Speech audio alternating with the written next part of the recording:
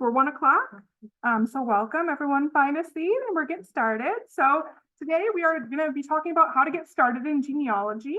I'm Katie Stilp. I am the local history librarian at Appleton Public Library. So I've been a librarian for about 6 or 7 years now, and I've been doing genealogy for a lot longer. So I got started almost 20 years ago, believe it or not. I know I look just over 20, but I've been doing it for almost 20 years. And I thankfully got started when I was in high school and still had four grandparents and 2 great-grandparents alive. So fortunate enough to have gotten knowledge from them and shared that love with them of their family and getting to learn where they came from. I know obviously not all of us are in that boat. I mean, I'm down to only 2 grandparents and I still feel fortunate that I have them. But even if you don't have living family members outside of those older generations, you're still able to find out a lot of great genealogy information. And I'm going to teach you how to do that over the next few months. So today it's kind of just getting started what genealogy is and going through some of the forms that you're going to use in your genealogy research. So as you came in, if you didn't grab a handout, there's also a pedigree chart and a family group sheet at the front here on this front table. Where? Right here. Right here. Sorry. So those are the forms we're going to be talking about today. For those virtual people, there is links in your handout to those forms as well. So what is genealogy? Well, hopefully since you signed up for a genealogy class, you kind of know what genealogy is, but just briefly, it is the study of families, family history, and the tracing of their lineages. So really you're looking to document facts about your family, where that person was born, when they were born, where they lived, who they married, who their children were, those kinds of facts. But it's not just names and dates of our ancestors. We really want to learn, who were they? What did they do for a living? What events did they live through? Did they live through the Chicago fire and live to tell that story? So it's so much more than just those names and dates that you can find out about your ancestors and learn about all the cool stuff all about your ancestors and maybe things that you've inherited from them. So genealogy is kind of a funny word. So you might hear people say, oh, my family history, or I'm tracing my ancestry, or my family tree, or my heritage, or my roots, whatever you want to call it. You can use whatever word you want to, but that's what we're going to be learning and doing over the next coming months. It is the second most popular hobby after gardening. And obviously in Wisconsin right now is a really great time to start this hobby when we can't garden, we can't be outside. We don't want to be outside when it's super cold and super snowy. So genealogy is a great time to do it any time of the year, but especially during the winter when we're kind of stuck inside. Of course, many people tend to explore their genealogy when they're older adults, but you can do it at any age. Like I said, I mean, I got started pretty young and I was fortunate, but you can start at any age and find lots of cool information about your ancestors, no matter who you've got living yet or don't have living yet. So today we're going to talk about how to start documenting your family tree. So there's kind of 2 essential forms that you're going to use to start documenting your family tree. You can either do them electronically, and I'll show you how to access them, or you can do it on paper with pencil and pen, whatever you'd prefer. The 2 forms that we're going to talk through is going to be the pedigree chart and the family group sheet, or they also call it the family group record. I've seen it kind of interchangeably called that, but whatever you call it, it's how you're going to document your family tree. So what is the pedigree chart? The pedigree chart is going to track your individual family history back through time. So every person listed on that pedigree chart is going to be directly related to you. You are going to be the focus person in spot number 1. Your parents are going to be on there, your grandparents, your great-grandparents, so on and so on. Usually a pedigree chart is going to show like 4, 5, even sometimes you can get ones that are 6 generations. But of course, maybe as you research a while, you're going to get past that 6th generation. Well, you can continue that pedigree chart on additional pedigree charts as you go further back in time. And I'll show you how that works in just a second. So here's an example of what a filled in pedigree chart looks like. And I know it's kind of small, so if you can't quite see it, we're going to dive in a second. But this is kind of an overview of my pedigree chart, or one of my pedigree charts. So each company or website that you might find a pedigree chart on is going to lay it out a little bit differently. So if you've seen one that looks similar to this, but not quite this one, it's okay. Sometimes they have them where it's landscape, it's side to side instead of this up and down. or sometimes how they display this kind of birth, marriage, death information just looks a little bit different. But that's okay, no matter what, they kind of all essentially ask the same information, no matter how they're laid out. So they're asking you to record details like that full name of that person, their first, middle, and last name, their birth date and their birthplace, their marriage date and marriage place, their death date and that death place. You can also see in some spots, like this one up here, it only lists enough room where you can put that birth date and that death date. Well, of course, you have more information like where they were married, where they were born, where they died, that you want to include on that person. Well, there's going to be additional room for you to put that information on your family group sheets, which we'll talk about in a few minutes. So here's a zoomed in view. So you can see this first person. This is my great-grandfather, Melvin. So you can see on here, I've got his first name, his middle name, his last name, his birth date, where he was born, his marriage date, his marriage place, his death date, and the death place there. And then same with his spouse. I've got her information there. And then it kind of continues on with his parents up here, his father's right up here, and his mother's down here.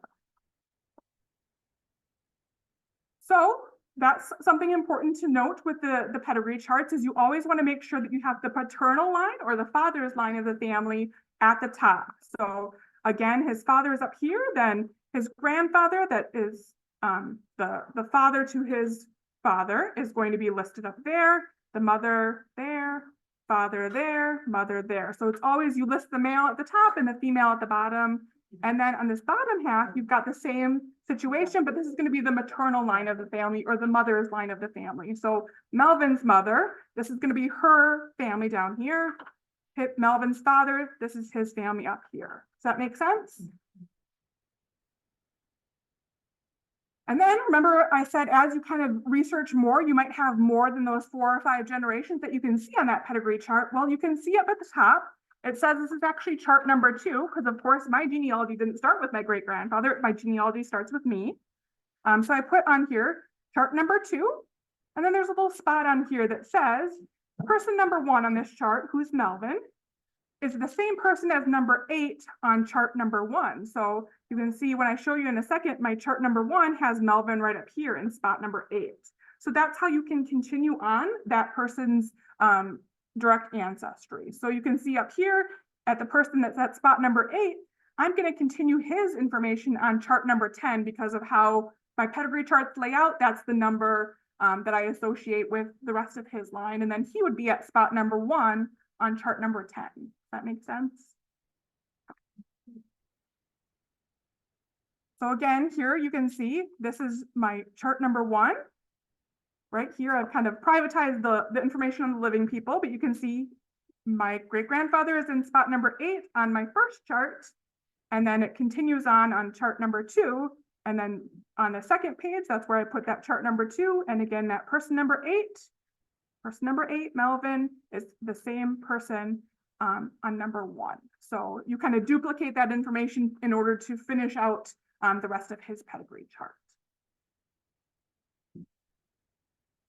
So some information on filling out that pedigree chart. Again, you can either type it if you want to, like I type all of mine because I have terrible handwriting, or you can handwrite, or you can do a mix mash of both, whatever you want to do. You can have one of each, whatever you want to do.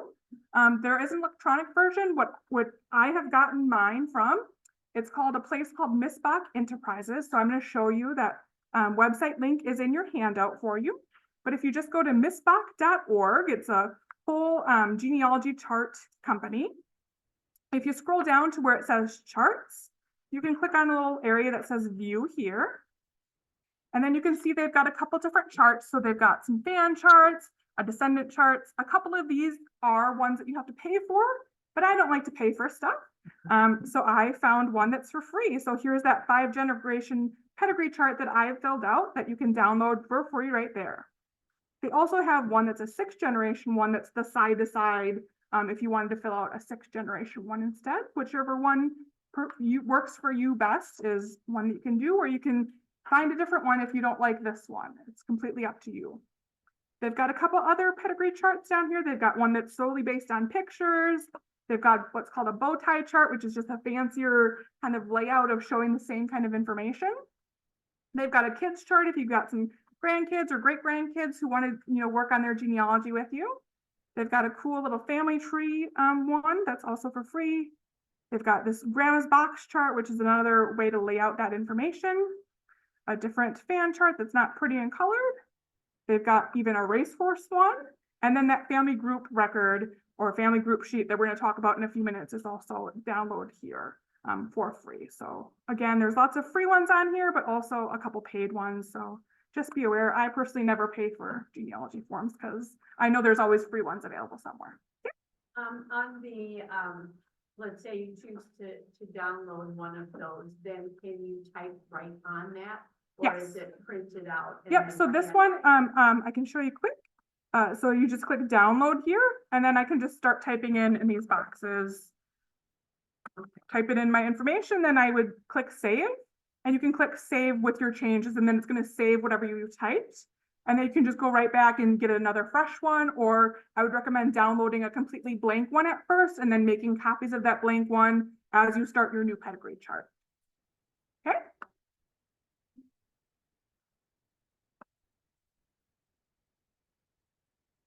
All right. If you are going to handwrite it, you also want to make sure you're going to use pencil because you're going to probably make changes as you learn more about people, as you research for a little bit. You're going to have to make some changes or rearrange a little bit of information sometimes maybe. You want to also make sure you're going to write those surnames in capital letters. So for example, we have William as the first name, Amos as the middle name, and Smith as the last name. So we're going to put all of that Smith last name in capital letters. The reason why we do this is, number one, just it makes it a little easier when you're doing it at first glance to spot those surnames. The second is that some surnames can be first names. So I have an ancestor, my great-grandfather, his name is Wesley Warren Scott. Well, Scott can be a first name of somebody. I have an Uncle Scott. So you want to differentiate what's a first name versus what's a surname. Or some people have more than one middle name. So a lot of German culture, they sometimes have two different middle names. So how do you know what's the middle name still and what's the surname? Well, that's why you want to differentiate that by making sure you're capitalizing that last name. Some people also use a surname as a middle name. So I have an ancestor, his name is John Stilp Sensenbrenner. Well, Stilp is his mother's maiden name, and that's what he happens to use for his middle name. So differentiating that this is, yes, it's a surname, but it's his middle name. So we wouldn't capitalize it in that instance, but when we're talking about his mother, we would capitalize her surname of Stilp. So sometimes it gets a little confusing, but just always making sure to capitalize those surnames so that you don't get confused. We also want to make sure we're listing women by their maiden names, not their married names, and writing that in capital letters as well. So we're searching for them with their maiden name as well as their maiden name or their married name as well. But in their pedigree charts, we want to make sure to always put that maiden name. And obviously with that marriage information, you're going to be able to tell that that is somebody who's married and when they were married and what their married name is. You want to make sure you're formatting dates in a consistent way. So the way that a lot of people recommend it for genealogy is doing the day, the month, and then a full 4-digit year. So for example, if we're talking about September 4th of 1967, we're writing it out as 4 September, either abbreviating September or writing out the whole month, and then 1967. We're not doing 4/9/1967 or 9/4/1976 because you're not sure then, do I mean April 9th or do I mean September 4th? Or if you only put 76 and you don't put 1976, do they mean 1976 or do they mean 1876 or 2076? So obviously the further back you trace your genealogy, the more dates you're going to have, and you just want to be as clear as possible. Again, you can either spell out or abbreviate that month however you prefer, but I always recommend writing it out so that you're as clear as possible instead of using those numbers. For September, for example, I wouldn't want to use 9 for September. I'd want to spell out September or abbreviate that month. You also want to write out as much of that location as you know or as you can, starting with the city or the town and then going to the country. So for example, Appleton's our city. Outagamie is our county, Wisconsin is our state, US is our country. So we want to kind of start small and then go bigger. When you first start researching, maybe you only know that it's Wisconsin. Well, that's what you would put as Wisconsin, then United States. Maybe you only know Germany as the country. And then as you learn more, you'll be able to add those cities or those counties, or however that country kind of designates their locations. You also want to make sure to put your contact information somewhere. So on the MISBAC one, on the pedigree chart, they don't really have a spot for it. So I always just kind of handwrite it in the corner towards the bottom if I'm able to. Why do you want to put your contact information on it? Well, say you make a copy of it and you hand it out to somebody in your family, or you bring it on a research trip where you're going somewhere to research a little bit, or if it ever gets lost, it can get back to you because it's going to have your contact information on it. You know, at least put your name on it, your email address if you do email often, or your phone number, or your physical mailing address, either all of those pieces of information or at least one or two of them so that people can get in touch with you. It's also helpful to know who did all the research. So yes, people can tell if you're in spot number 1 that it's probably you doing the research, but maybe you made a copy of your third pedigree chart and it doesn't have you in spot number 1. It's got, you know, one of your great grandparents in spot number 1. Well, how do people know who did that research and who to get it back to? That's why you always want to make sure to have your contact information on it. Also, I want to encourage you to never bring an original with you, regardless of if it's your pedigree chart or a birth certificate or a marriage certificate that you're, going somewhere to research a little bit on your family tree. Some people bring like a whole binder of information with them as they're going to Madison or somewhere else to do some genealogy research. I want you to make copies of that research instead of bringing those originals, because if it gets misplaced, it might be difficult to kind of replace that original record, or maybe there is no replacement for it if, you've got a diary entry or a letter that your father wrote to your mother during the war or something. You can't replace some of those things. So you always want to make a copy of it and bring those copies with you. Leave your originals at home and safe. I also encourage you to put a date on your pedigree charts and update that date as you make any changes so that you know, hey, this is the last time I did some work on it. This is how accurate it is up to this point.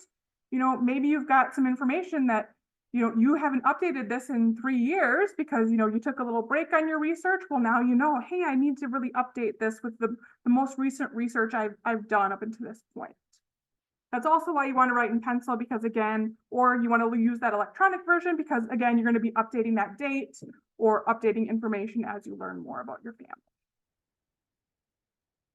So any questions so far? I see somebody wrote in the chat. I was told surnames put in a different color. What are your thoughts? What do you do with the patronymic system? Okay, so if you're not familiar with the patronymic system, that means that somebody's name is derived from the past generation. So a father's name would be the kind of beginning of the next person's surname. So John's son, Johnson is John's son. And then the next generation might be Peter, and then Peter's son would be the next surname. So some cultures, like a lot of Scandinavian countries, do that kind of naming system, and we're kind of get into that a little bit more in detail when we talk about international research. But you would just record that information the same as you would on the pedigree chart, where you'd have that person's name, capitalize that surname.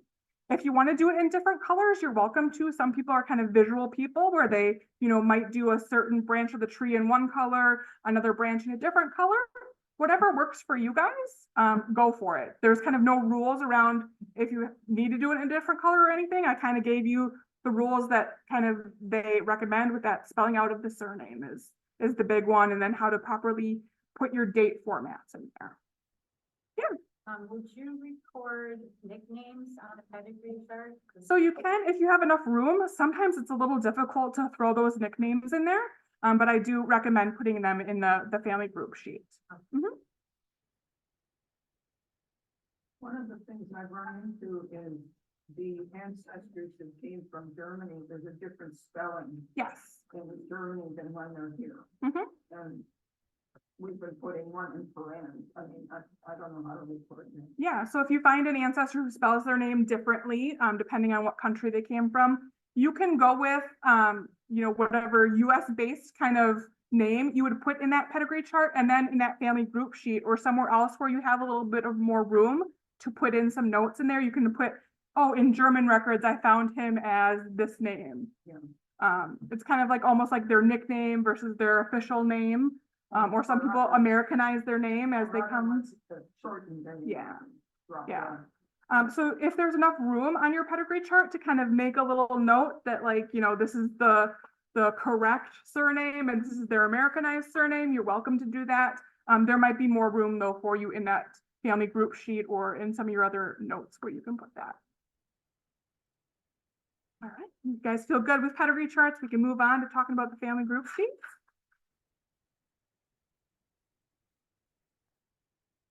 All right, so this is the family group sheet or the family group record, whatever you want to call it. The one that I got says family group record on it, but regardless of what you call it, it's that same name, family group sheet or family group record. You can call it either. It's going to give you an overview of parents and children in one given family unit.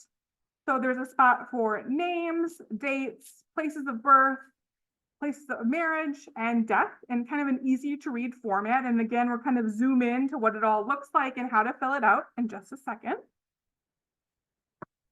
So there is room to write down some sources and some additional information that you don't have room for in the pedigree chart, which is really awesome. The pedigree chart also only tracks your direct line ancestors. So your parents, your grandparents, your great-grandparents. It's not featuring those aunts, those uncles, those cousins who are also part of our family and really important. So the family group sheets allow you to trace what they call collateral lines. So collateral lines are those siblings of our direct ancestors, those aunts, those uncles, those cousins. And the reason why it's also important to research those collateral lines, because you might be thinking, well, why am I going to waste time on researching this aunt and uncle when I want to find out my great-great-grandparents, That's more important to me. Well, at some point, you're going to come across records for your ancestor that's not going to give a ton of information. Or maybe you won't be able to find a record on your direct line ancestor, but guess what? Their brother or their sister has one, or their brother or their sister has a little bit more information in their record, and that's going to be the key to helping your research. So for example, maybe on your grandfather's marriage record, it just lists his birthplace as Germany. Well, Germany is a pretty big country. It's like finding a needle in a haystack to try to figure out where in Germany your grandfather's from then. But maybe his brother on his marriage certificate lists, oh, they were from Rocktig, Germany. Well, that's pretty narrow. It tells me exactly what town or what city it is. Now I know down to the T where I can go to find more information on that family. If I would not have researched his brother, I would not have found that information in, all of the records on my grandfather. So that's why it's important, to branch out and research those aunts, those uncles, those siblings of people, and kind of paint the whole picture of the whole family. And you never know what kind of cool stories you can find about those people too. Each family unit gets its own family group sheet. So for example, you'd put yourself on there, you'd put your spouse on there, your children, that's all on one sheet. Then say you have 3 children, well, each of your 3 children would get their own chart. As long as they're married or they have children, they would get their own sheet where you'd fill in any information on them, their spouse, their children. You'd also have your own sheet for your parents, where it would have yourself on there as well as any siblings you have on there. And each of your siblings is going to get their own family group sheet as long as they're married or have children. So kind of the rule of thumb is if someone's unmarried, they don't really need their own family group sheet because they're going to be featured on that sheet with their parents. But if they have children, I always give them one regardless of if they're married or not, because then they have descendants. You don't have a spot for their children on the same family group sheet where they're listed with their parents, for example. So their genealogy kind of continues on. You would want to make sure that they have their own family group sheet. Or say they were married but didn't have any children, well, you could include that information on that family group sheet or decide to have a separate family group sheet for them. So for example, I'm not married, I don't have any kids at this point. I don't have a sheet. I included on my sheet with my parents and my brother and sister. So I don't need my own sheet until someday I meet the man of my dreams or have some kids. My sister, she is a widow. She has a child. She gets her own sheet because, of course, she's been married. She has a child. She has her own sheet separate from the one that she is on with my parents and my brother. My brother, the complicated one, he's got a biological child with someone he wasn't married to. So that's one sheet. Then he's married to someone who had been previously married and had children with somebody else. So she's got her own sheet with her first husband and her 3 kids. And then there's a third sheet with my brother and his wife showing that marriage. So, sometimes people, they have complicated kind of family relationships, or people are married multiple times, or they have kids with more than one person. You need to have family group sheets for each of those kind of instances. And the more clear that you can make those family relationships and what happened, is so-and-so adopted, or is this the second or the third spouse, the better it's going to be for future generations that are trying to make sense of these complicated family relationships.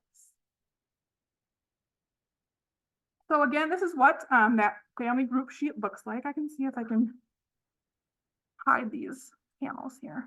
Well, I guess not. Well, we can zoom in to see the top parts. So again, you always kind of follow the same kind of information that you're going to put in that pedigree chart, where you have that first name, middle name if you know it, or initial if you don't.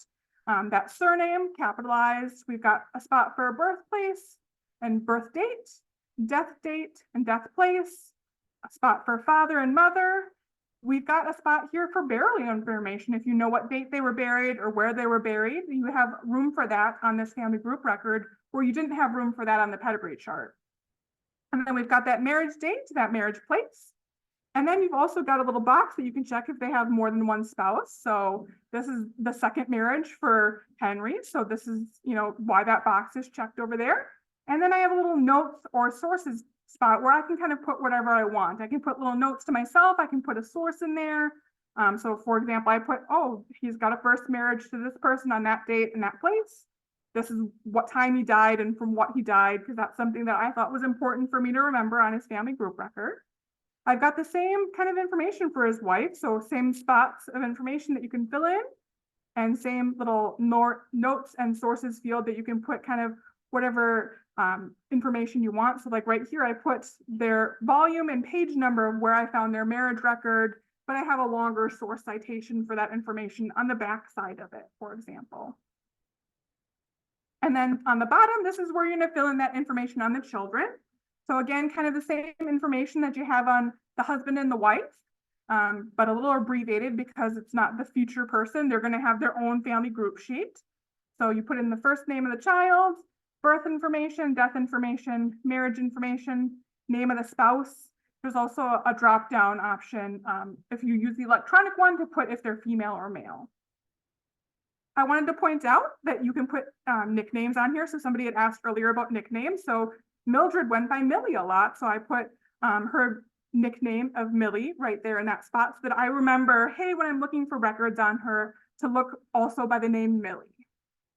And also to be aware that sometimes this spouse listed here is not their first spouse, or it might not be their second spouse or their third spouse. So there's not kind of a clear way in this potential spot right here where you can indicate that unless you make a little extra note for yourself.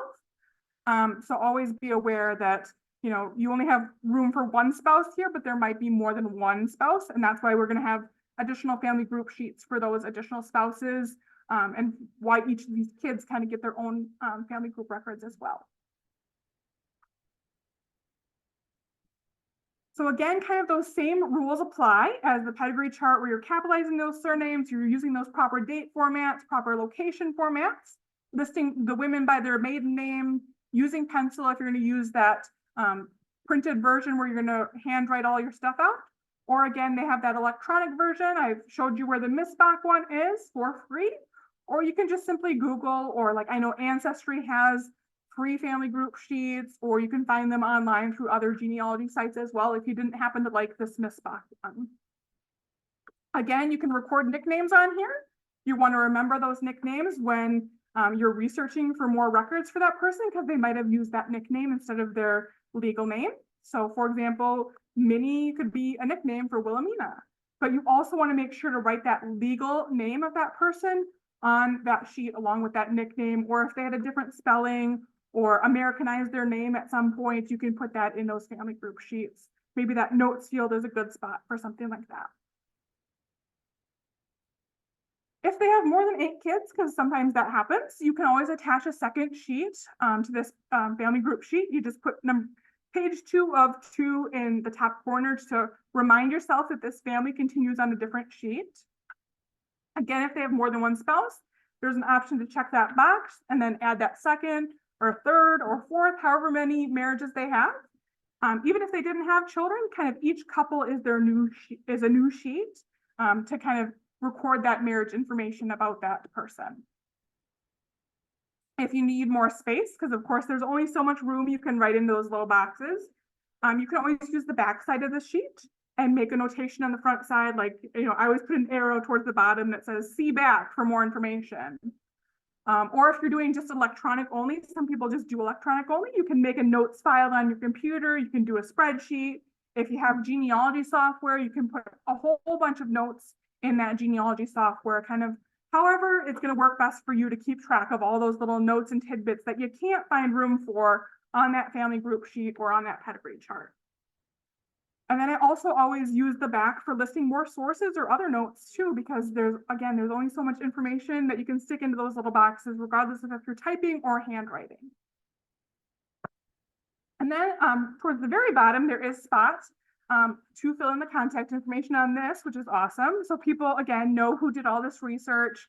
If it gets copied and passed on to somebody, they know who did that research, how they can contact you. Which is always awesome if they're like, hey, I can fill in that blank for you, or hey, I have a picture of this person. Would you be interested in a copy of it? So it's always great to share your information far and wide with other people who are researching your same branches of the family tree. And again, there is a spot here for the date that you prepared it. So like this one says, I last looked at it in 2019. Well, now I know, hey, a lot might have happened since 2019. Maybe people have been added to the family, or this couple divorced and then that person remarried. I know I need to update it and then change that date with that updated information. Or, sometimes, especially with those ones that are like historic ones, like your, second great grandparents or third great grandparents, you might say, oh, I haven't researched them in a few years. Let me see what other stuff has come online for them that, maybe at that time I couldn't figure out when they came to America. And now, maybe that passenger list has been digitized for that family, and now I can search. Or maybe that baptism record from Germany, I was able to find it now, whereas 5 years ago I couldn't find it because it hadn't yet been brought online. So that's another good reminder that you should occasionally kind of research your person again, because you never know what's come online since then. And then let's take a look at these questions we've got in here. Let's see. Please repeat females first. What do you mean by that? I'm not sure what you mean by that, Julia. On the family group sheet, you have a spot for the females. They're always in that spot where it says wife. On the top is always the spot that says husband. On the pedigree chart, female is always the bottom slot. So you'll see, if we go back to the pedigree chart here quick.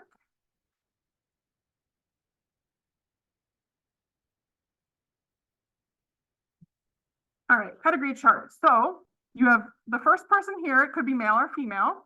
Then the male is always going to be the top spot up here, so number 2. The female is going to be spot number 3 for your parents. So this is my father, this is my mother, my grandfather, my grandmother, grandfather, grandmother. So you always make sure, I always think of it as the male is always an even number. Regardless of if you're male or female, you're starting at number 1, just number 1 doesn't count for that rule. But men are always in an even number. So my father, my grandfather, my great-grandfather, those are all even numbers. The females then are the odd numbers. So my grandma's 5, her mom is 11, so those are all odd numbers, whereas the men, again, are even numbers. Hopefully that makes sense.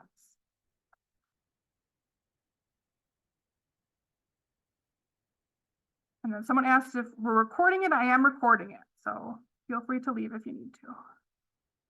I have a binder for my paternal grandfather and grandmother with some birth and death information and marriage certificates. I see I need to take a step back and do these sheets, but where do I keep them? So you can always print them and put them in your binders along with that information, or keep them separately from your binders wherever you would want to keep them. However you want to stay organized. I personally have printed versions of my pedigree charts that I keep in binders. I also have electronic versions that I keep in my computer files. So whatever kind of works for you as far as an organization system that you're going to stay with. Any questions from our in-person attendees? All right. Hopefully I'm not going so super fast yet. So now we've figured out what these two forms are. So how are we going to fill in all these blanks? Because I don't know the information off the top of my head, right? Well, you're going to use this pedigree chart and your family group sheets to start filling in information on yourself first, because hopefully you know when you were born, where you were born, who your parents are. And then you're going to start filling it in on your family members too.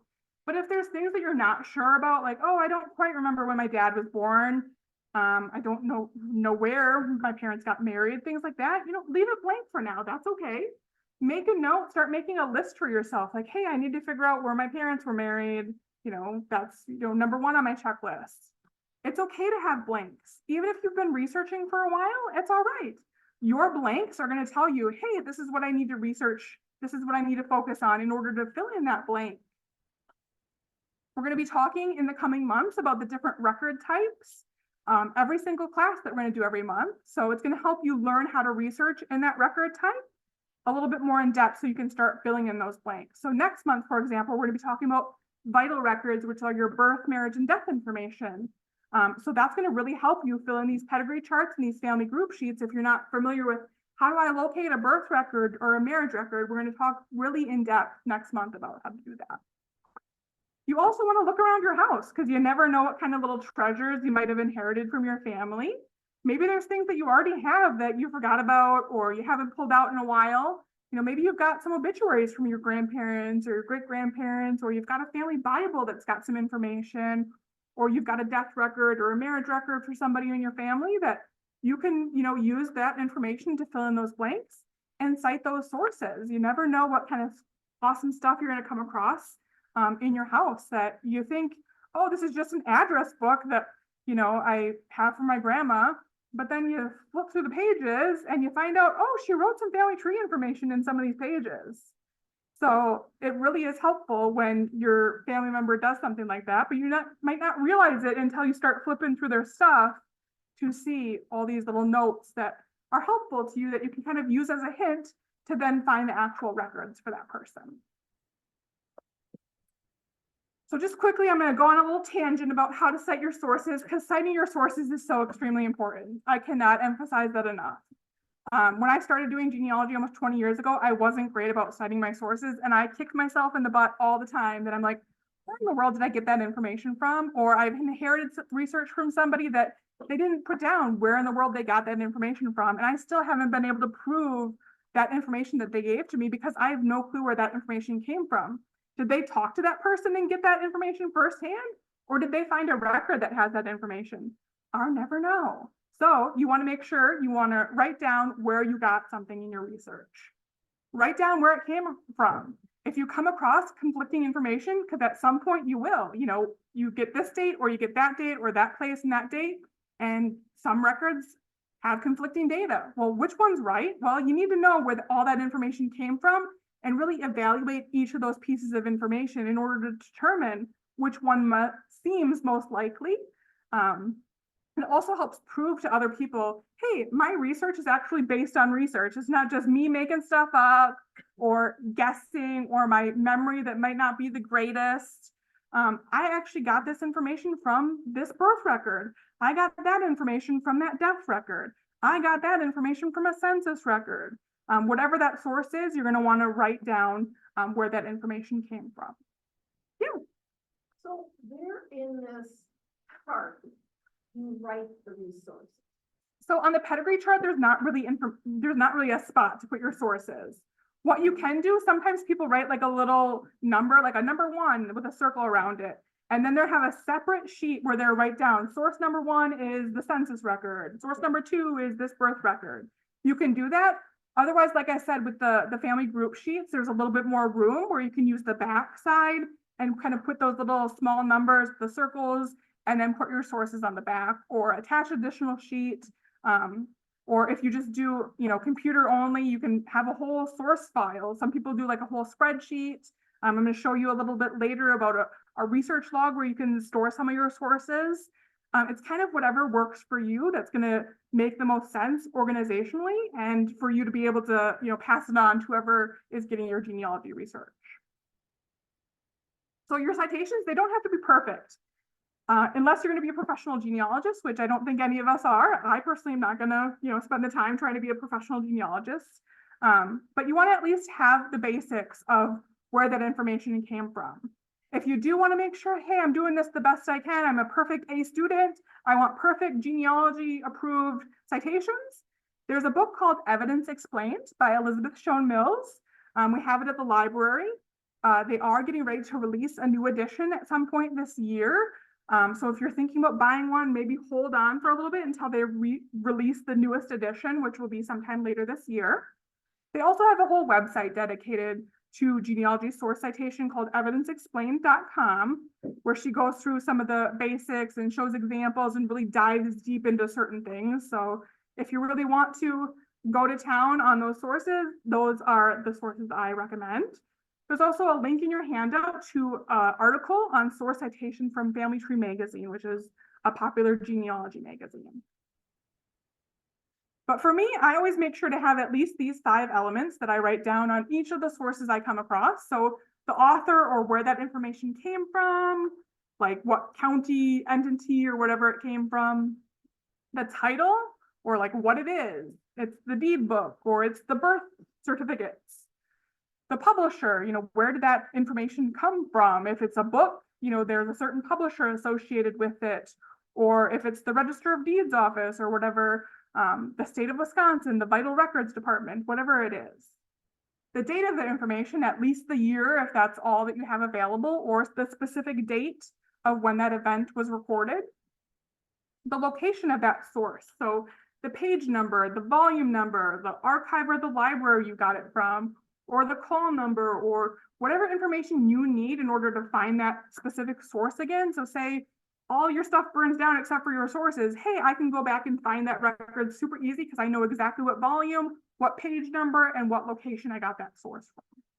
So for example, here's a source that says it's Franklin County, Pennsylvania. It's a deed book, so I know we're talking about land. This is the volume number. This is the page number. These are the 2 people featured on it. This is another person featured on it. It's, so-and-so is selling it to so-and-so. This is what date. And then this is where it's recorded, the Register of Deeds office in Chambersburg, for example. That's a source citation. It gives me kind of the elements I need to know in order to find that specific deed again. Yeah. So if it's an online source, do you just capture the overall site, or do you actually save all the way down to the exact? I say if it's an online source, the more detailed you can be, the better. So a lot of sites like Family Search or Ancestry will give you a source citation. I would copy that. If it doesn't give you a specific page number or something, like say it's a database on Ancestry, you can always put down what page number it is on that database or what page it says on that actual record to be as, detailed as possible with your source citation. Yes, yeah, and I've got another Q&A. Why do we study genealogy? Why are people at genealogy meetings mostly middle-aged and older? That's a great question. I think, sometimes people just want that feeling of connection, of knowing where they came from. And I think a lot of people, as they get that middle age and older, they finally have time to, look into stuff. When we're busy adults and raising kids and, being a good spouse, we don't always have time to research genealogy, right? I was fortunate that I started in high school, but I know that's not normal. Most people don't research it until they're older, when they have a little bit more time. But that's a great question of why do we study genealogy? I think it differs for everybody, and I did it personally just because I thought it was interesting and cool to hear like, hey, my fourth great grandfather fought with Napoleon. How cool is that? Like, you can figure out really interesting things that, oh, hey, this person was a teacher and now I'm a teacher, or you never know what kind of cool things you can find out about your ancestor. And you might think you have boring ancestors because I love like a lot of farmers, but I found out all kinds of details about my farming ancestors, like how many cows they had and what crops they grew. And farmers feed everybody, so I like to eat. Now I know where it came from, or I came from shoemakers. That's why I love shoes. Like, you never know what kind of cool stuff you can find and how things just seem meant to be, that they were the people and they're the reason why you are who you are and why you are here today. So, awesome questions. So again, we're going to continue talking to our family now because we've exhausted all the stuff that we have at our house on all our stuff that's in our brain. But let's talk to our family and see if maybe we can get some more clues, or maybe they can fill in some of the blanks that I can't fill in. Maybe your sister remembers what year grandma was born or where she was born. Well, you're going to take that information and you're going to try to find a source for it, because maybe your sister's memory is not the greatest. Maybe she doesn't quite remember exactly. Well, it's a good hint that, hey, grandma was born in like 1940-ish. Well, now I know for sure it's 1940 in this date in this place because I found a record to prove that or disprove it. Maybe your cousin has grandpa's obituary and can give you a copy of it. Hopefully that cousin knows what newspaper it came from or what date it was published on or things like that, or what page. If not, try to find out if you can, find that obituary somewhere. Maybe it's on newspapers.com or some other newspaper site that's been digitized, or you can go to the local library and pull up the microfilm around that time that grandpa died to find out, oh, yep, it was for sure in this paper on that date on that page. Now I can source my citation. I can write my source citation and know exactly where that information came from instead of just having this copy of this little clipping of an obituary. Now I know specifically where it came from, when it came from. Maybe you've been fortunate enough to inherit somebody's research in the family, or you've come across someone's family tree online, because there's family trees all over the place for a ton of people. Well, you want to use those as clues to lead you to proper sources. You never, ever, ever want to just copy somebody's research or just believe it, because you never know. Did they, really go above and beyond and actually find these records, or did they just go off their memory or grandma's memory, or, think that this was right and then didn't find any sources related to that? You always want to kind of do your own work of piecing the puzzle pieces together and finding those sources in order to prove or disprove that information that you have. And that's what makes it fun, is finding all the cool stuff and finding out you were right or you weren't right about what date or what place or what happened or what family story was true or what family story wasn't true. And then also, as you're working to, think about how to fill in these blanks, think about what kinds of sources might help you fill in those blanks. Start making your list. Remember before we were thinking, hey, I don't know where my parents were married. I need to put that on my list. Well, start writing down, where can I find out where my parents were married? Well, I could find a marriage record for them. I could talk to so-and-so to try to get a date or a place if I don't know exactly. So start making yourself a list. Like, oh, I need grandma's birth record. I know she was born in Green Bay, so I think I can get that from the Register of Deeds office in Brown County. Or maybe, hey, I need grandpa's obituary. He probably, died in Green Bay, so I'm going to guess his obituary is in the Green Bay Press-Gazette, which is the local paper. I can maybe search on newspapers.com, or I can go to the library there to get a copy of it. Or, oh, I just know that great-grandpa died in Illinois. I have no clue where to start or what date or where to start researching that. So maybe I need to research that a little bit more to figure out, where do I find an Illinois death record? And we'll talk more in depth about, if you have no clue like that, what to do to try to get more detailed information, or where to start that search for those vital records. Of course, you're going to want to use specific dates and names if you know them. Of course, I just put grandma and great-grandpa and grandpa for you just as an example, but if you have a specific name for somebody, you want to write that, or if you have a specific date, like grandma's birthday is 1940, I think it's in February. You want to be as detailed and as specific as possible, because that's going to help you as you go to do that research to know what time period and what location you're going to be looking at. And then we're going to research. So once you've got your lists of stuff that you want to start researching, we're going to start researching. So we're going to again talk in the coming months about the various types of records you can research, how to research them. Once you have enough proof for a fact, you're going to add that fact to your pedigree chart or your family group sheet, or both, of course. Every fact that you have on there, like a birth date, a birthplace, a marriage date, a marriage place, that's a fact. And you need those facts to be supported by sources. The more sources you have on a fact, the better, because then you know I've got all the information, all these possible conflicting pieces of data that I can try to, analyze and make an educated, assumption that this is for sure the right date and the right place. Or you have direct evidence that says this is the right date, this is the right place. So you really need to weigh the evidence for each fact, because there's going to be conflicting data at some point. I mean, if everything was perfect in the world, there would be no conflicting data, but it's not going to happen in genealogy, unfortunately. You might find a birth date for an ancestor. Maybe you find it on their birth record. Maybe you find it on an obituary or a tombstone or their death record. Well, 3 of those 4 sources, the obituary, the tombstone, and the death record, could have one date for their birthday, but the birth record could have a completely different date. Well, which one do you know is right?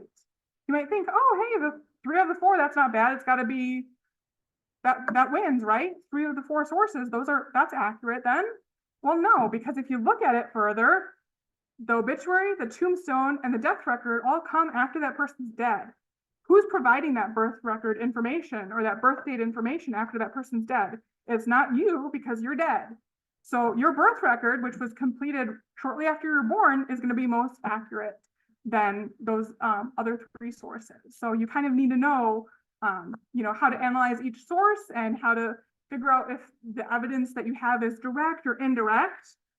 It's not always the most sources that support that fact that's the winner. Sometimes it's that outlier that has that correct information. So quickly, we're going to be talking about how to analyze your evidence. So there's this really great map that I've included in your handout for you, and there's a link to it as well that has a little bit more detailed information. But this is called the research process map. It's something developed by Elizabeth Shown Mills. So that same woman who wrote that Evidence Explained, all about citing your sources and how important it is. She's an awesome professional genealogist who came up with this kind of framework of how to make sure that you have enough proof for each fact. So she writes, sources provide information from which we identify evidence for analysis, and then a sound conclusion may be considered proof. So you take the sources, which we get information from, which leads us to all this evidence. We analyze all that stuff, and then we have proof for each fact. So you need to kind of think about this process every time you look at a source and every time you look at a little fact within that source to really evaluate it properly. So we'll go through each of these things quickly to kind of talk about what a source is, what information is, what evidence is, as I look at each of the sources that I'm going to come across. So sources are going to be things like documents, like a birth certificate or a register or some sort of publication or an artifact, or it could be even a person. I talked to grandma, that's a source. It could be a website like ancestry.com or Family Search. This is my source. There's going to be 3 basic types of sources. The first one is original. So original source is one that exists as it's originally recorded. So for example, a birth record recorded in a county register of deeds office, that's an original source. That's, somebody went down to that courthouse and filled out that information. It's filed at that location. That's the original copy of it. The second type is derivative. So this is a source that's produced by reproducing some or all of the original source, possibly, or some sort of content. So maybe they take those birth records that are recorded in that county register of deeds office and they create an index of those births. They write down, this is where that person is on that date, on this page, in that volume. And then they put that index online, like on Ancestry, to kind of lead you to those birth records. Well, that index of all those birth records isn't the original source. It's something created by looking at original sources. So it's only an index. It's not the actual record that you're looking at. It's not an original record. You don't want to stop at that index. You want to go get the original record. although this derivative source is going to lead you to the original record and give you some information, it might not give you the whole information. So, you know, an index might just give you a name and maybe the names of the parents and maybe the birth date, but if you pull up that original record, it could give you so much more information, like the exact time that person was born, or what the parents did for their occupations, or where the people lived. So you don't want to just stop at those indexes, you want to get the original records. So other types of derivative sources could be transcripts. So say somebody typed word for word what a record said, or wrote down word for word what it says. It's not the original record. It could be an exact copy of the original record, but it's still considered a derivative source because it's not the actual original. There could be a translation. So say you found records from a church in Germany and you can't speak German, so you have somebody translate it for you. Well, that translation is a derivative source because it's not exactly the original source. It could be an abstract, so they're taking pieces of it and, you know, not writing out word for word what it is, but kind of summarizing it essentially. Or it could be something like a database entry where somebody's typing in, you know, pieces of that record, but not the whole record. So that's another derivative source. Just remember, errors can happen. I mean, we're all human. Errors happen. Sometimes we mistype something or miswrite something or spell something a little differently. Not everything might be included in that derivative source. So it's always best to follow up and get that original source when it's available. And then the third type is called an authored narrative. So this is when somebody is going to study many sources. So maybe they have 20 sources and they're looking at all of them. And then they kind of summarize their findings. They kind of reach a conclusion. They develop a piece of writing all about their research and their analysis of these 20 sources. They kind of maybe write a biographical sketch on their ancestor of analyzing these 20 sources on their ancestor that they found. And that's their original kind of thoughts of summarizing these sources and making their conclusion and all that stuff. So that's something that could be considered a source. But again, you know, even if they're using original sources, you still want to follow up and get those original sources. Does that make sense so far? Flip side of asking living relatives for information is writing the answers to questions that you wish your children would ask you, but may not before it's too late. Yeah. So if you have living relatives, definitely ask them all the questions you can. And don't be afraid to write down answers to your own questions about yourself as you record your genealogy. Will you be reviewing the specifics of the SS5 on a deceased individual? Not today, I will not.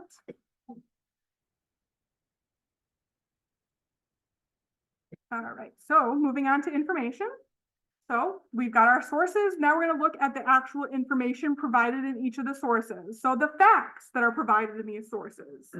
We need to determine which type of information is it, because there's 3 different types of information. There's primary, secondary, and undetermined.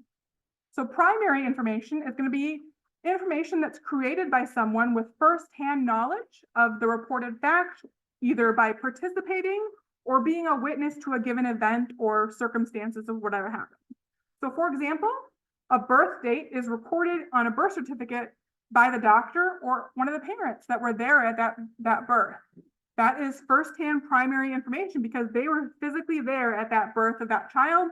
They can provide that birth date, that child's name, that information because they were personally firsthand knowledge they were there. They didn't hear it from so-and-so and hear it from so-and-so. It's primary information. Secondary information then is going to be information provided by somebody who wasn't there. They have secondhand knowledge of that reported fact. So perhaps your birth date that's recorded on your death certificate by your child. Well, your child wasn't there when you were born. They only know your birth date because you told them your birth date or so-and-so told them that what your birth date was. They did not personally witness your birth, so that's secondary information. And then sometimes you just don't have enough information to figure out, okay, is this firsthand information? Is this secondhand information? I don't even know who provided the information. Like on a census record, we don't know who gave the information. Was it the husband? Was it the wife? Was it the neighbor? We don't exactly know. So sometimes you just have to say it's undetermined. I don't know if it's primary information or if it's secondary information, and it is what it is, unfortunately. Of course, of these 3 types, primary information is going to be the best because it's likely to be the most accurate because, again, they have firsthand knowledge of it. They witnessed that event or were part of it in some way, that they have that firsthand knowledge. That makes sense? Type of story. Absolutely. I can So touch we my breath for a always second. celebrated my father's birthday on February 12th, the same as Lincoln's birthday. And it wasn't until I went down to the courthouse in Fond du Lac and found out that his birth certificate lists his birthday as February 13th of 1920. And when he went off to war in 1942, his mother had gone down to the courthouse and officially, apparently you could do it back then, changed the records and crossed off February 13th and written in February 12th. Now, guess what day of the week February 13th was in 1920? It was a Friday indeed. So that tells you something about my grandmother, who I never knew as well. Yeah. Thank you. Thank you for entertaining us for a second. So now evidence is the last piece of this analysis puzzle. So evidence is going to be our interpretation of that information that we consider relevant to a particular research question. So like a research question could be, what is this person's birthday? Or when did that couple get married? That's a research question that you're trying to fill in that blank on your pedigree chart or on your family group sheet, that you need to come up with that research question of what is this or when did that happen? Well, there's three types of evidence, just, because things come in threes, I guess. So there's direct, indirect, or negative. Direct evidence, that's going to be a conclusion about a relationship or a fact that is drawn from explicitly stated information. It needs no supporting information. So my research question could be, who was the wife of Henry Still? Well, I found a marriage record that says Lyda Lamel was his wife. I have direct proof showing this couple was married. I don't need any other supporting document to show this couple was married. I have a marriage record specifically stating they were married. That's direct evidence. Indirect then is going to be, you need to make your conclusion based on multiple sources, because there's no single source that directly points to that information. So for example, you could be trying to figure out, okay, who is the father of Jacob Still? Well, maybe using several sources, I found out Jacob has a brother, John. I can figure out that they're brothers based on a couple different sources. And I have direct evidence that John Still is the son of Peter. So I can indirectly then assume or conclude that Jacob is also the son of Peter, because I can prove indirectly that Jacob and John are brothers. So maybe I don't have a direct birth record linking that Peter is the father of Jacob, but I have direct proof that says he's the father of John and that John and Jacob are brothers. So it's kind of like you're piecing all the puzzle pieces together, because there's no one source that specifically says that information. You kind of need to draw a logical conclusion based on a couple sources in order to get that information. Does that make sense? And then negative, this is kind of a harder one to understand, but this is where a conclusion about a relationship or fact is drawn because a situation fails to exist when it should. So for example, maybe you have a baptism record. Usually in baptism records, it's customary, especially in Catholic church records, to write the word legitimate. If the child's parents are married, they put legitimate child. If it's not, then you assume that they're not married. But the evidence that legitimate word is missing, it might not be because the parents weren't married, but you have negative evidence that they were not married, because that alone doesn't prove that they were not married. It just might be an error. Maybe the person who was writing it down just was writing it down super fast and forgot that one word that might be an important piece of the puzzle, but you need some other records to either prove or disprove that fact. That alone doesn't prove that they weren't married, for example. Again, it's kind of the hardest piece of evidence to understand, because it's kind of very similar to indirect evidence, where you need a couple different records to kind of either prove or disprove that fact. It's also not the same as negative findings. So you might hear somebody say, oh, I didn't find anything when I searched. I was trying to find a birth record for Amos Hamilton. I didn't find a birth record, so that's negative. Well, It just means that there's no record in existence because, maybe at that point they didn't require birth records for that time period, but that doesn't mean that that's negative evidence. It's completely different. No search results is negative findings, whereas, you have a record, there's just negative evidence in that record. Hopefully that makes sense. If you need a little bit more information on kind of how to analyze those sources, the types of information, the types of evidence that we can find, you can look at, again, that Evidence Explained book that we have at the library, or look at that link I have in your handout, specifically on Evidence Explained, that talks through these more in depth, gives you a little bit more examples or some more kind of understanding of how to sort through all of these different things to make a proper analysis. So as you continue working on filling in your blanks, you might want to think about what sources you might have already or what sources you need to locate for your ancestors. So they could include things like birth, marriage, death, divorce records, funeral cards, newspaper clippings, obituaries, a family Bible, some diaries or journals, letters or postcards, photo albums. If you already have them, make sure you've identified who they are in each of the photos if you haven't, because even though you might know who's in those photos, your kids and your grandkids aren't going to know. So write down who it is in that photo and what date it is and where it's taken if you know that stuff, because the more details, the better. Maybe you have some recipe cards or recipe books that have been passed down, or other family reunion memorabilia or scrapbooks or oral histories or notes passed down generation to generation. All these kind of cool things that you might stumble across in your house or not realize, hey, I inherited that from my parents and I didn't even realize it because it's been in this box for a while. Or maybe you don't have these materials, but think about who inherited mom and dad's stuff or grandma and grandpa's stuff. Did my sister inherit it, or did my cousin? Who has that stuff that maybe I can get a copy of it or find out where it came from, or at least get some clues on where I can look for an official record. And again, you're going to want to make notes about things you know or think you know about your family as you work on trying to fill in your forms. That's kind of your unsourced information at this point. I remember grandma and grandpa talking about grandpa being in the Navy. I'm going to guess based on his age, it was probably around the 1950s. I know they lived in California for a little bit. That's, stuff I just remember. But now I want to follow up and find actual proof to either prove or disprove that information and get some more concrete details about his time in the Navy, for example. You, again, want to verify these facts or things that you think you know with sources.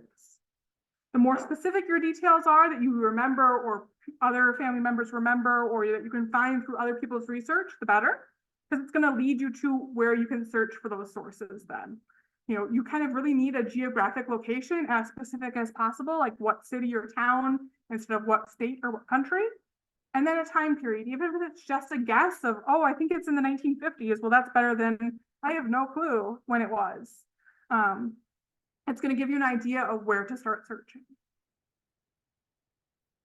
And then keep in mind, of course, these forms are asking for specific pieces of information, like those vital record things, like those birth, marriage, and death dates, who their kids were, where this happened.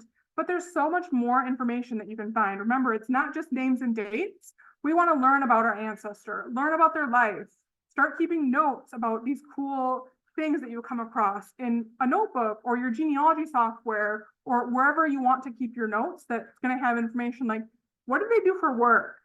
When did the family come to America? Why did they come to Wisconsin? What historical events were they a part of? Or what social clubs did they participate in? Or what were their hobbies? Or what did they look like physically? These are all interesting things that kind of, brings our ancestor to life that we would like to probably know outside of those names and dates. And don't forget to record those details about yourself for your descendants, because, even though you think it's obvious that they know what your hobbies were or what you did for work, maybe your third great-grandchild is going to read this in 50 years after you're long gone and now be able to have all these rich details about you from your mouth of what you did and all about your life. So definitely be sure to record that information on yourself as well as those people that you knew from your life. Of course, you want to make a list of all the things you want to know, things you need proof of. So those are going to be the things, again, that you're going to start researching in the coming months and the coming years as you work to fill in those blanks. Make a list of people to talk to in your family to find out what they know or what they think they know. So talk to your siblings, talk to your cousins, anyone who inherited mom and dad's stuff or grandma and grandpa's stuff, or search out the oldest living relatives and talk to them as soon as possible. Even if you're the oldest living relatives, you probably have cousins or siblings who are around your same age who they're going to remember different details that you don't remember. Our memories aren't always complete. So of course, talking to as many people as possible that might remember additional details is going to be helpful to you. And again, you don't want to just copy someone's research or anything that you find online. Keep in mind, they're probably amateurs just like us, just trying to figure things out. Their work might contain errors. Use their work as a hint of, hey, this is what I need to, look into to see if I can find that actual birth record or that death record that I can't find online, that maybe I have to go offline to find it.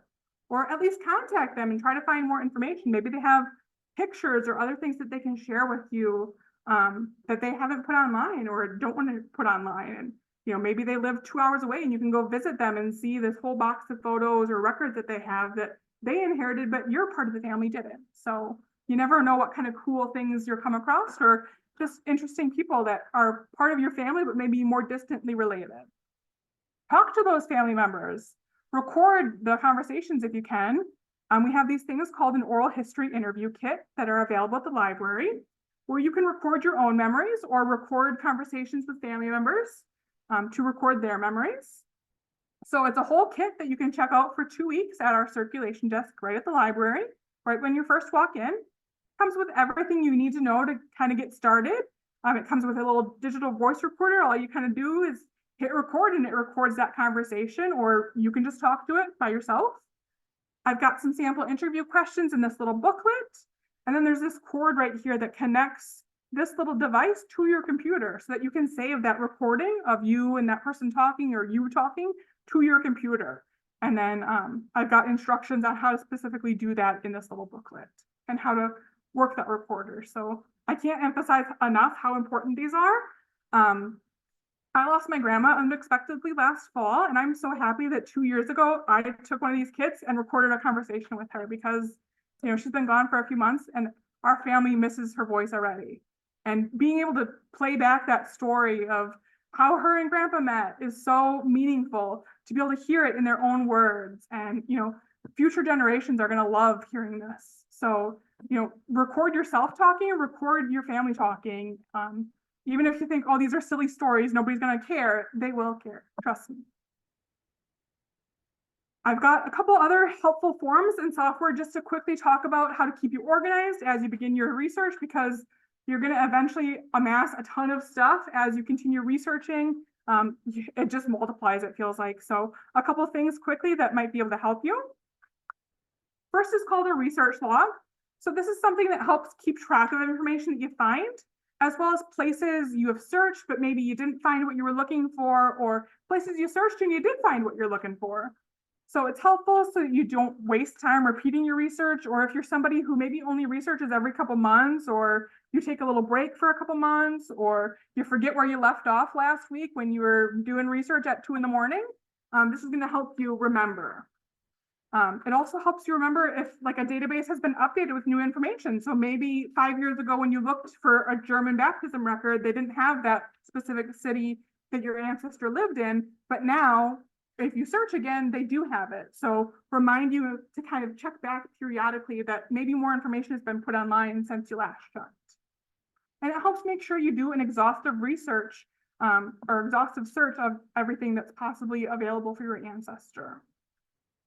I personally use a website called Trello. There's a free version or a paid version. I use the free one because I'm cheap. But I organize that to use that to organize my research. But also there's this great genealogist called Thomas McGinty, who has a template of a research log that he shares for free that I've got a link for you in your handout for it. So I recommend that one. It's very detailed, or you can easily just Google around and see what other people have developed and use that, or create your own if you'd like to. Even filling out, in a notebook with pen and paper, if that's what works for you, just find something that works for you that you're going to use. So here's an example of what Trello looks like. So for example, it's kind of just list-based. So I have like things that I need to do, research trips to do, research requests I need to make, or people I'm waiting to hear back from, when my subscriptions are due, things like that. There's also a whole webinar that the State Genealogical Society did all about specifically using this website for genealogy. So if you're a member of the State Genealogical Society, you can go back and watch that recording, or become a member to watch that recording from March of 2021. So I'll tell you a little bit more about how to do that. And then here's a little snapshot of what Thomas McGinty's template looks like. It's a whole Excel spreadsheet. So he has a lot of really helpful details on here. He's got a sample for you of, so this is a sample of exactly what it should look like when you fill it out. And then he's got a blank one right here where you would fill out your information. He's also got a couple other cool things like citation formats where you can just kind of copy and paste and fill in your appropriate information on that source. He's also talking about that evidence evaluation that we talked about earlier about indirect, direct, primary, secondary, all that stuff. He's kind of got that listed here as well. He's got a little check sheet of these are all the different sources that you might be able to find on specific people. So make sure to look through all those things. He's even got some different foreign language genealogy terms that are helpful to know, like what is baptism in German or Italian or Latin, all that fun stuff. So again, he's got spots here for you to fill in all that information as you research different people and filling in kind of all these details. He's kind of asking you to make sure, okay, is it a derivative source? Is it a primary source? What kind of source is it? What kind of information it is? All that fun stuff. So making sure that you do that analysis as you're looking at each source and not just, oh, I found the birth record. Cool. Here's the birth date and the birthplace. You need to really kind of dive a little bit deeper. There's also something called a correspondence log. So this helps track who you've talked to or who you need to talk to or who you're waiting to hear back from or why you contacted that person or need to contact them and what the result was. So there is a link to a free form through Ancestry. This is what this is. So for example, I could put in like, oh, I ordered this birth record from the Peoria County Clerk on January 10th. Well, it's the 23rd now. I haven't heard back yet, but maybe tomorrow when I get that in the mail or check it off on my checklist, or maybe in 6 months, I'm like, huh, I sent that away back in January and I still haven't heard back. I need to call them because I paid $20 for that record and I haven't gotten it yet. Like, what's the holdup? So, or, you know, maybe you're like, oh, I forgot I ordered that birth record, and then you order it again, not realizing you've already got it in all your files, that you just didn't remember checking it off, for example. So kind of helps make sure you're not duplicating or wasting your time. And that you're following up as appropriate with people. There's also something called the Ultimate Record Checklist. This is called from a website called Family History Daily. It's completely free where you can download it. It's one of my most commonly used forms where it tells you, hey, you need to look at these different sources for each person to make sure I've checked all these sources to make sure I've gotten all the information on each person before I kind of give up on finding more information on them. So you kind of go through the checklist of, yep, I've checked all the land transfers, I've checked the marriage licenses, I've checked the military draft list, et cetera, to make sure you've hit all those sources. And then software, there's definitely specific genealogy softwares, some free, some paid. We don't have, of course, have time to go through all of them, but just a couple of the more popular ones are Family Tree Maker, Roots Magic, and Legacy Family Tree. There is a recording of a program that the library did a couple months ago with Angie Knutson, who's a local professional genealogist, who talks about all the different software programs, kind of gives you the pros and cons of all of them. So if you're looking for more information before you decide to purchase a software program, or you don't want to purchase a program, but you want to learn more about what's available, I would definitely check out that recording. And before we wrap up today, I'll show you how to get those recordings on YouTube. And then of course, there's going to be non-genealogy software that you can use. So I use like Microsoft Office. They have Microsoft Word or Excel where I can create spreadsheets or type out notes, things like that. Some genealogists use a software called Evernote. It's a website that you can integrate with your computer. And there's a whole book all about how to use Evernote for genealogy. There's Trello, like I showed you, I use that.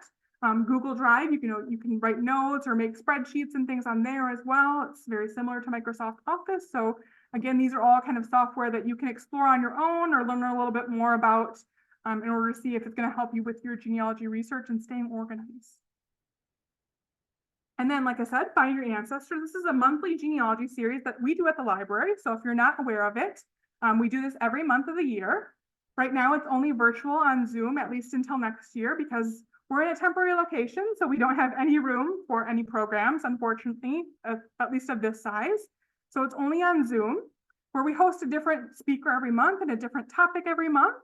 It's always the second Saturday of the month at 2 o'clock, except for during the summer months. So June, July, and August, we do it on a Thursday evening at 6 o'clock at night, just because it doesn't match up with the library hours on Saturday afternoons in the summer. You do need to register for those programs in advance. All you need is your email address and your name, and then you get a link in your email that says, join this webinar. And then at that Saturday at 2 o'clock or a few minutes before 2 o'clock, you pull up that email, click join, and then it pops up right on your computer where you just sit and listen to it and learn all the stuff. And you usually get a handout and helpful information. Sometimes we're able to record them and we post them to our library's YouTube channel, but not always, or sometimes we can only keep them for 30 days and then we have to take them down. It really depends on the different speakers. So I always try to tell people to attend live if you're able to, since we can't always record them or keep them posted all the time. And again, right before we wrap up, I'll show you exactly how to register for our Find Your Ancestors program, as well as how to find those recordings, because there's lots of really helpful stuff on there. Here are some topics. We just had Thomas McGinty earlier this month. He talked about the 10 must-haves for genealogy and family history success. So we do have that recording on our YouTube channel for at least a couple weeks. In February, we're going to host Deborah Dudick, who's a genealogist and librarian, on finding family relations when no family stories exist. We're going to talk about finding what you need and making the most of what you have, finding females in U.S. naturalization records, all the different mysterious codes you can find on passenger lists and things like that, making sense of tax lists, social and civics clubs, so what kind of things your ancestors might have been involved in, how to use those website generated hints more effectively, because some websites give you little hints that you need to determine if it's your ancestor or not. If you have Swedish family history, September is going to be your month where we're going to learn more about how to find your Swedish family and why they moved to Wisconsin. Then in October, we're going to talk about military and civilian records that you can find in St. Louis, which is the National Personnel Records Center. Lots of helpful like World War II information there. And then Social Security records, specifically in November, and then your ancestors' medical history in December. So that's kind of a preview of what we got going on this month. You can sign up for one of them or sign up for all of them whenever you want to. You just need to be sure to register for each individually. I've got a couple more quick tips before we wrap up. Just encourage you to set a goal to work towards. I mean, this is kind of overwhelming when you see all these blanks on these papers. You want to set a goal and break down your goal into smaller tasks to make it a little bit more manageable, so you know what research to do and you're not just kind of overwhelmed. You can make your goals either broad or specific or both. You can have more than one goal. So maybe you say, oh, I want to trace my mom's side of the family back to their home country. That's a goal. Or I want to discover all the names of my great-great-grandparents. Well, that's another goal. Or maybe I want to find out where my great-grandmother was born. Maybe that's a small, very specific goal that, I can break that down into, something very specific. Just make sure your goals are realistic. You can't expect to magically trace your family back 10 generations without a lot of time and a lot of work. I mean, I've been doing this almost 20 years and I have not gotten that on all my branches. So, of course I don't work on it 24/7, but it's a lot of work to get that far back. Records sometimes just aren't available when you need them to be available. So you need to be realistic.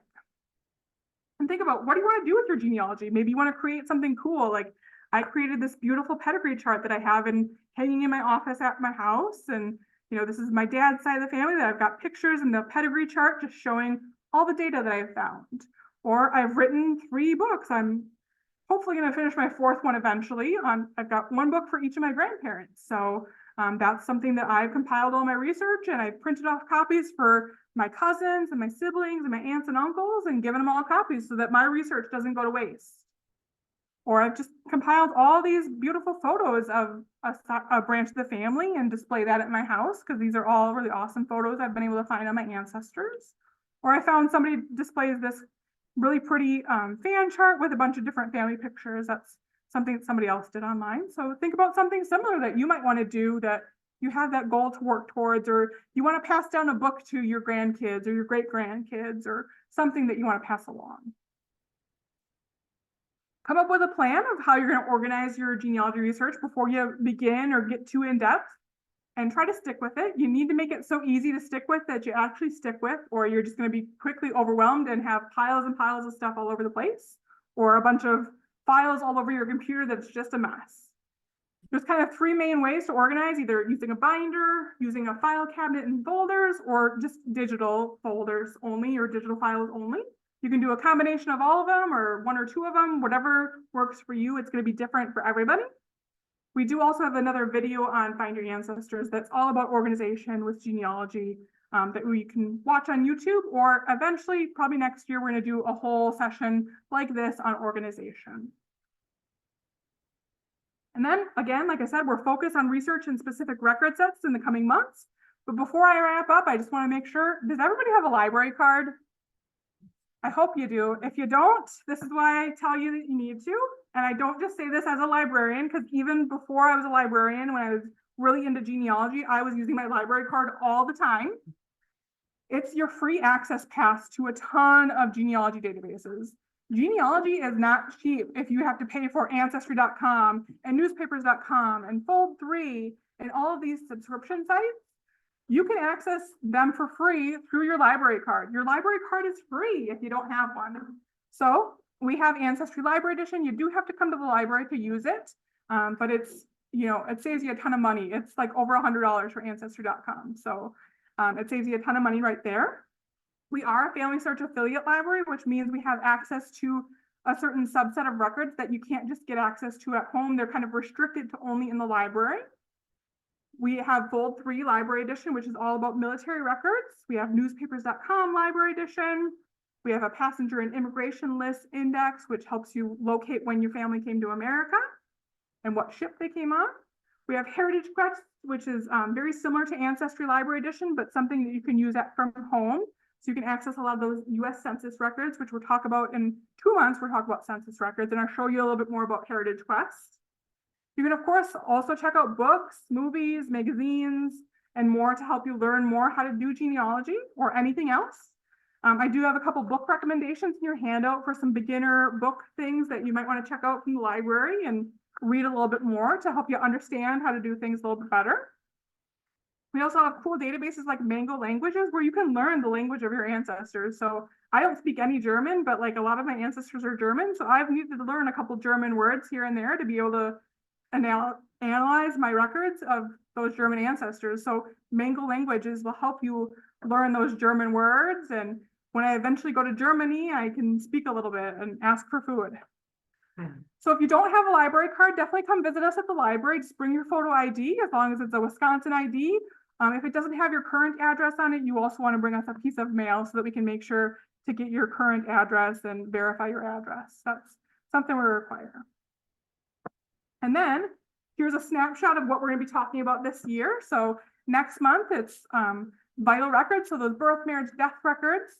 We're going to be talking about census records in March, newspaper research in April, immigration and naturalization records in May, city directories in June, military records in July, church records in August, court records in September, probate records in October, and land records in November. So we always have a session here, the 4th Tuesday of the month at 1 o'clock in Thompson Center or on Zoom for those people who are joining us on Zoom. And this is what we're going to be talking about this year. So I'm going to do a couple of quick demos and then I'll take any remaining questions before I let you guys loose. I know we're getting to time here, so if you do need to leave, go ahead and leave. But first, I'm going to show you how to register for our Find Your Ancestor sessions. So you're going to go to the library's website, apl.org. Right here where it says events, you're going to click on that. And you can see it's the second Saturday of the month. So of course the January one's already passed. But if you click on next up here, it's going to bring you to the next month. So you can see right here on February 10th, this is our next Find Your Ancestors one. You're going to click on it. And then you can read the little description here about what our topic is, who our speaker is.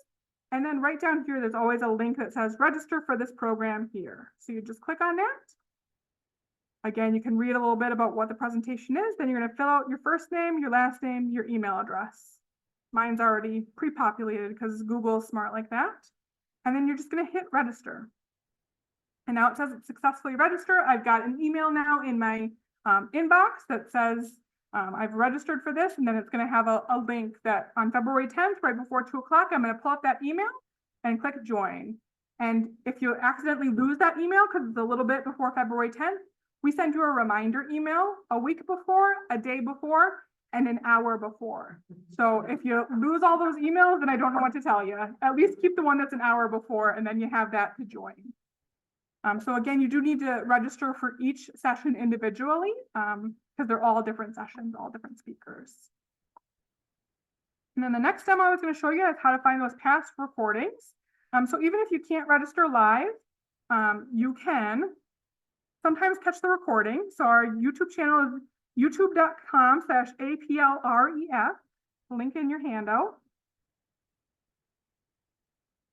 So you can see right here, they've sometimes got a couple of suggested videos, but to find all the genealogy ones, you're going to want to go to where it says playlist. And scroll down, there's one that says Find Your Ancestors series. And if you click on where it says View Full Playlist, you can see all the videos we have right now. So here's the Thomas McGinty one that we just did a couple weeks ago, or a week ago, whenever it was. So you can sit here and watch it. You just click on it. It's usually going to show you a little ad first, and then you can skip that ad and then watch the whole program right there. And again, sometimes they're only up here for a short period of time. So like this one, we only have 30 days from the time the program happened. So you have about 2 or 3 more weeks that you can go watch that one. But there's of course lots of other ones on here. So you can see all the different topics that we've done, and then click on whatever ones float your boat and watch. You can even watch it on your TV if you have a smart TV that you can pull up YouTube on, which is helpful. Then you don't have to just sit on your computer. You can watch it on your TV. And then the last thing I was going to show you is how to find our genealogy databases. So again, for that, you're going to go to apl.org. That's our library's website. There's a spot right here that says e-library. So when you click on that, that's going to give you a whole A to Z listing of all of our databases, including the non-genealogy ones. But we do have this helpful little spot that says genealogy, because we have so many genealogy databases that we want to pull them apart from all the other ones. So now you can see all the genealogy databases that we have. If you want to learn a little bit more about what this database is, click on more details. And it's going to tell you, okay, this is what family search is. If I've got some tips and tricks here, like I've got a user guide here that talks through how to use family search and all that fun stuff that I created. Or I've got a whole video overview that I did that you can watch that recording right there. I've got that link. Or it tells you these are what the different symbols mean, or these are some tips on how to get started. So sometimes I've got more detailed information in here. Sometimes it's just a little paragraph of what that resource is. And then you just click on go to it, and then it will bring you to that database. All right. Any questions? I know it's a lot of information that I just covered. Thanks for hanging in with me. Just something, quirky maybe. My cousins and I were all sitting at a reunion table and somebody said something, and the grandma said, "Grandma didn't tell me that. Turns out grandma made up stuff." Oh yeah, sometimes our ancestors were fun. But you know, way back then, you're supposed to interview your grandma and ask them these questions. Well, grandma didn't remember. Yeah. And she just made it up. Yeah. And it was amazing that Yeah. she made it up. Yeah. I've been told that too about, great grandparents, like, oh, he always used to say he was Heinz 57. He was a bunch of different ethnicities. So we never knew exactly where his family came from. And even in my research, I still cannot pinpoint one country. So, sometimes people just don't want to be found, I guess. I came across something that was kind of weird. I'm just browsing things right now. Mhm. But my grandmother was born in 1901. And the information that's listed that came from a couple sources shows my great grandparents being born in 1921 and 1920, but their ages are 21 and 20. Mhm. So they were 21 and 20 in 1901. Yeah. But they write that, but it's actually recorded 1921 and 1920 for birthdays. Yeah. So sometimes you really got to look at those sources, because, people might mistype things, or, sometimes people ask you a question and you write down the first thing that comes to your mind, and then you think about it later, like, oh, that was wrong. I answered that question wrong. It happens sometimes, errors Like happen. 1881 and 1882. Yeah. Got a couple questions online here. Let's see. Someone says, on my paternal side, my grandparents came from Czechoslovakia. They spoke very, very little English. Besides my father, who was born in America, there was a female, obviously a sibling, my aunt. She was quite deformed. She had a huge hump on her back, arms ended at the elbow with 3 short fingers. Of course, I wondered if my children could have the deformity. Is the only info I have is birth date and death. I sure would like more information. Well, in December, we are hosting somebody who's going to be talking about researching your ancestors' medical history. So that's going to be a session you're going to definitely want to attend, is that medical genealogy one. Again, it's the second Saturday in December. Do you recommend creating the pedigree chart and family group record from scratch, or utilizing the ones on Family Tree Maker, which are filled in from ancestry information compiled? It's completely up to you. Some people are more computer savvy than others, so you can definitely use electronic ones, or if you have a genealogy software, it kind of creates it for you. So you're able to do that if you feel like you're computer savvy enough to figure it out. Otherwise, you have the links to print out your forms or copy the forms and do handwriting or typing them out, however is more comfortable for you. I don't want to force you to do it a certain way, whatever works for you, because I'm somebody I'm super computer savvy.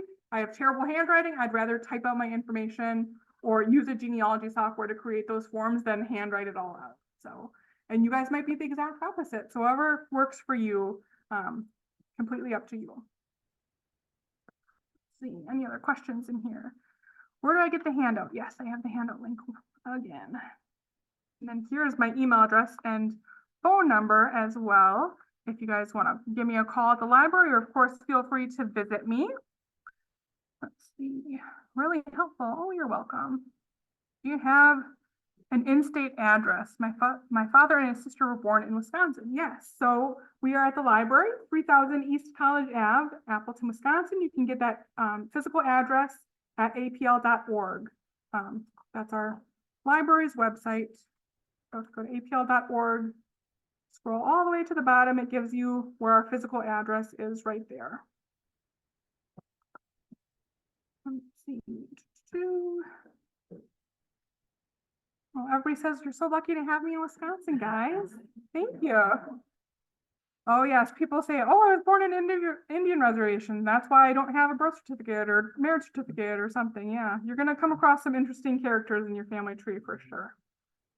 They're a lot of fun to try to research and piece together all the puzzles, but hopefully, you know, once we learn a little bit more about how to research all the different record types, hopefully you have a little easier time of trying to track down your ancestors. So, yeah, that's all I've got for you today. So thanks everyone.